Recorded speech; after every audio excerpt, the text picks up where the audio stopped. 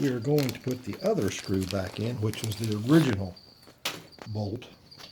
And as you see, the nut in essence has a washer already on it with a little bit of lock nut threads to it.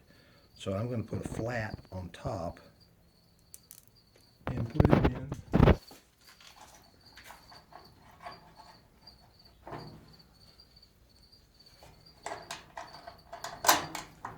And then use the nut on the bottom with no flat, because it has the what amounts to a flat washer built into the nut.